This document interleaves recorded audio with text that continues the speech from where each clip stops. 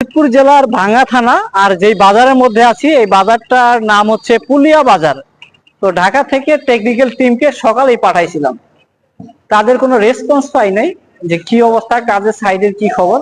তো টেকনিক্যাল টিমের সন্ধানে চলে আসলাম পুলিয়া বাজার। রাস্তায় ইলিশ গাড়ি করে সাইডটা দেখতে চলে আসলাম, তারা কি ধরনের কাজ করলো, যে কাজগুলো বা টেকনিক্যালি যে সেট আপ গুলা ছিল ওইগুলা করে দিছি। এখন আবার ঢাকাতে ব্যাক করবো। তো প্রচুর পরিমাণে গরম এখানে আসার পরে। তো এখন এটা হলো এক্সপ্রেসওয়ে, আমার উপরে হচ্ছে এক্সপ্রেসওয়ে আর নিচে হলো আন্ডারপাস।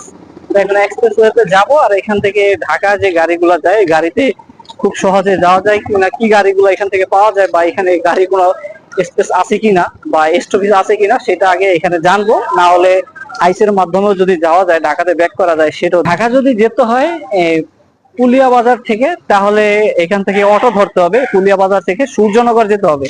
সূর্যনগরে নাকি ঢাকায় গাড়ি কাউন্টার আছে। তো এখন সূর্যনগরের দিকে যাব, ওইখানে গিয়ে দেখবো যে ঢাকার গাড়ির কাউন্টারটা কোন জায়গায় আছে, আর ওইখান থেকে কি ধরনের গাড়ি পাওয়া যায় বা কি গাড়িগুলা যায় আর কি। যেহেতু এটা এক্সপ্রেসওয়ে, আর এখান থেকে অবশ্যই ভালো কোনো গাড়ি পাওয়া যাবে। তো এখন এইখানে বিকাশের দোকানটা খুঁজতেছি, কিছু ক্যাশ আউটের প্রয়োজন।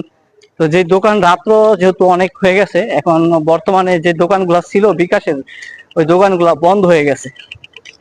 আশেপাশে যে দোকানগুলো ছিল তাদের কাছে বলতেছে আমরা তো বিকাশ করি না। তো বিকাশ নগর যেটাই হোক, বা যদি কোনো ব্যাংকের মাধ্যমে হয়ে থাকতো তাও সেটা করতাম। তো এখন পাচ্ছি না যেহেতু।